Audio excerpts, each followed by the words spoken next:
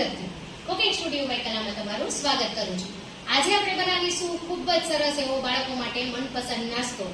આમ તો ચાઇનીઝ બધાને ભાવતું જ હોય છે, તો આજે આપણે બનાવવાના છીએ વધેલા લોટમાંથી નૂડલ્સ। હા, તમે સાચું જ સાંભળ્યું છે, જે રોટલીનો વધેલો લોટ હોય છે તેમાંથી આપણે નૂડલ્સ બનાવતા જોઈશું, જે ખૂબ જ સરળતાથી બની જાય છે અને ખૂબ જ હેલ્ધી એવા તૈયાર થાય છે, જે ટેસ્ટમાં પણ ખૂબ જ સરસ લાગશે। તો ચાલો જોઈ લઈએ રેસીપી।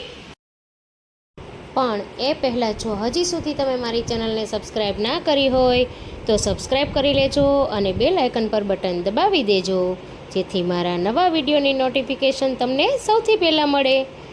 તો ચાલો જોઈ લઈએ રેસીપી। હવે એક પેનમાં મેં અહીંયા પાણી ગરમ કરવા માટે મૂકી દીધું છે। તો હવે તેમાં આપણે 1 ચમચી જેટલું તેલ અને અડધી પોણી ચમચી જેટલું મીઠું ઉમેરી ઉકળવા દઈશું। હવે મેં અહીંયા એક પેન લઈ લીધી છે, તેમાં આપણે ઘઉંનો ઝીણો લોટ 1 કપ જેટલો લઈ લેવાનો છે। ત્યારબાદ તેમાં અડધી ચમચી જેટલું મીઠું ઉમેરી દઈશું અને હવે આપણે લોટ બાંધી લેવાનો છે। જો તમારી પાસે પહેલેથી લોટ બાંધેલો હોય રોટલીનો તો તે પણ ચાલે, પણ અહીંયા હું તમને બતાવવા માટે બાંધું છું। આમાં કંઈ બીજી વસ્તુ ઉમેરવાની નથી, ખાલી મીઠું જ ઉમેર્યું છે અને વધારે નરમ પણ નહીં અને વધારે કઠણ પણ નહીં એવો લોટ આપણે બાંધી લઈશું। તમારી પાસે જો પહેલેથી લોટ પડેલો હોય તો તે પણ ચાલે। અહીંયા હવે આ લોટમાં આપણે થોડું તેલ ખાલી લોટ પૂરતું ઉમેરી દઈશું। 1 ચમચી જેટલું મેં અહીંયા તેલ ઉમેરી લોટને ઉણી લઈશું, જેથી કરી નૂડલ્સ આપણા સરસ બને। તો અહીંયા આપણો લોટ બંધાઈને તૈયાર થઈ ગયો છે। હા, મેં અહીંયા આ મોટા કાણાવાળી જાળી લઈ લીધી છે અને આ રીતે એક સંચો લઈ લેવાનો છે અને આમાં પછી આ રીતે તેલ લગાવી લેવાનું છે આપણે, જેથી કરી લોટ ચોટે નહીં અને ખૂબ સરસ નૂડલ્સ આપણા બને। તો હવે આપણે તેમાં લોટ આ 2 ભાગમાં ઉમેરી દઈશું। આ રીતે તેલવાળો કરી અને એમાં ઉમેરી દઈશું। જો એકવારમાં આવી જતો હોય તો એકવારમાં પણ તમે ઉમેરી શકો। તો અહીંયા મારે આવી ગયો છે એકવારમાં, તો મેં અહીંયા ઉમેરી દીધો છે। ત્યારબાદ આપણે તેને બંધ કરી દઈશું। અહીંયા આપણે પાણી સરસ ગરમ થઈ ગયું છે, તો આપણે તેમાં આ નૂડલ્સને પાડી લઈશું। તો તમે જોઈ શકો છો કે કેટલા સરસ નૂડલ્સ નીકળી રહ્યા છે। આ રીતે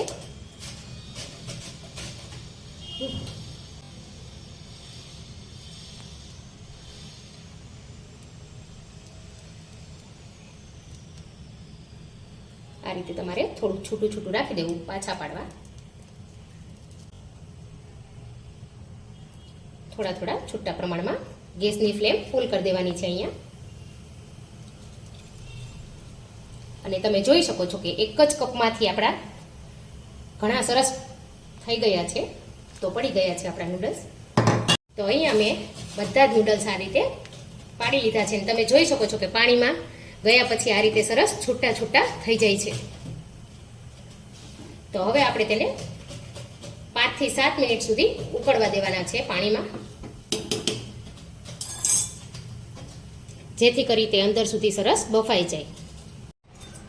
તો 2 મિનિટમાં તમે જોઈ શકો છો કે નૂડલ્સ આપણા કેટલા સરસ ઉપર આ રીતે આવી ગયા છે। તો હજી આપણે તેને 5 મિનિટ સુધી આ રીતે થવા દેવાના છે। તો હવે અહીંયા આપણા નૂડલ્સ સરસ બફાઈ ગયા છે, તમે જોઈ શકો છો કે કલર પણ સરસ ચેન્જ થઈ ગયો છે। તો આપણે તેને કાઢી લઈશું।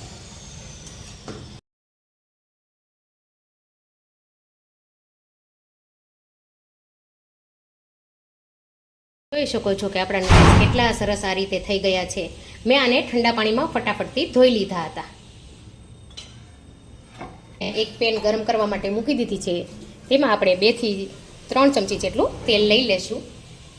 ગાજરને આ રીતે લાંબુ લાંબુ કાપી લીધું છે, ત્યારબાદ કેપ્સિકમ, ડુંગળી, કોબીજ અને તીખાસ માટે મરચી અને ત્યારબાદ આદુ અને લસણને આ રીતે ક્રશ કરી લીધા છે।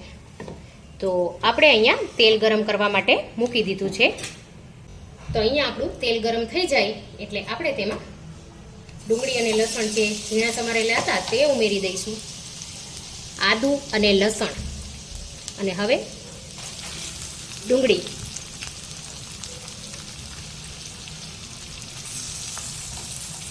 ત્યારબાદ આપણે ગાજર ઉમેરી દઈશું અને સારી રીતે સોતે કરી લઈશું બંનેને. થોડો કલર થાય અને ચેન્જ થાય ત્યાર પછી આપણે તેમાં કોબીજ અને કેપ્સિકમ ઉમેરીશું. અહીંયા ડુંગળી અને ગાજર થોડા ચડી ગયા છે તો ત્યારબાદ આપણે તેમાં કેપ્સિકમ ઉમેરી દઈશું અને કોબીજ. થોડા હું વેજીટેબલ અહીંયા વધારે લઉં છું. અને ત્યારબાદ લીલી મરચી ઉમેરી દઈશું અને આપણે તેને સારી રીતે મિક્સ કરી લેવાનું છે. હવે તેમાં 1 ચમચી જેટલો નૂડલ્સ મસાલો ઉમેરી દઈશું. ત્યારબાદ તેમાં 1 ચમચી જેટલો ટોમેટો કેચઅપ ઉમેરી દઈશું. જો તમને સ્વીટનેસ પસંદ ના હોય તો તમે સ્કીપ પણ કરી શકો. અને 1 ચમચી જેટલી શેઝવાન ચટણી ઉમેરી દઈશું. અને ત્યારબાદ આપણે થોડું મીઠું ઉમેરશું, કેમ કે બધા સોસમાં એમાં મીઠું હોય છે.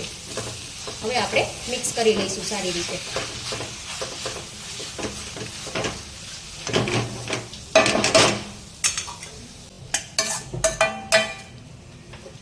તો તમે જોઈ શકો છો કે સારી રીતે બધું મસાલા આપણા મિક્સ થઈ ગયા છે. તો આપણે નૂડલ્સ ઉમેરી અને મિક્સ કરી લઈશું. આપણે આ નૂડલ્સને પણ આમાં ઉમેરી દઈશું. તમે જોઈ શકો છો કે કેટલા સરસ ખુલતા ખુલતા આ રીતે ખુલ્લા ખુલ્લા બન્યા છે એકદમ. તો હવે આપણે સારી રીતે મિક્સ કરી લઈશું. અહીંયા મને થોડું ચટણી અને સોસ ઉમેરવાની જરૂર લાગે છે તો હું પાછા ઉમેરું છું.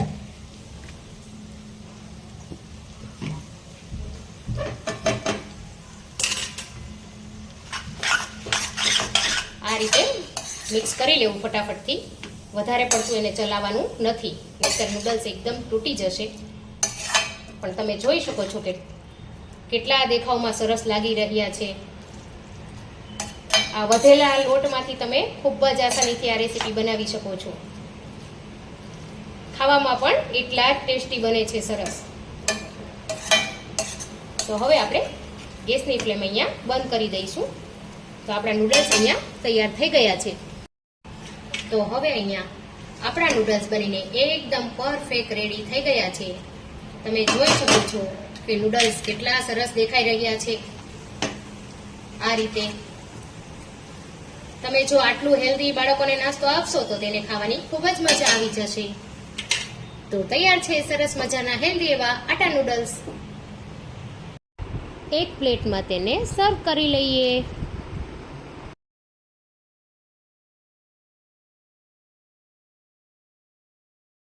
તો તમે જોઈ શકો છો કે એકદમ ખીલેલા ખીલેલા આપણા નૂડલ્સ બનીને રેડી થઈ ગયા છે.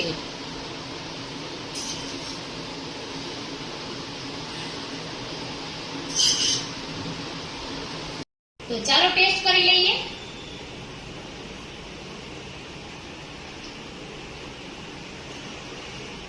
ખૂબ જ યમી એવા તૈયાર થયા છે. તમે પણ ઘરે જરૂરથી ટ્રાય કરજો મારી આ રેસીપી.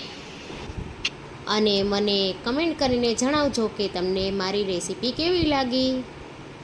તો મળીએ નવી રેસીપી સાથે.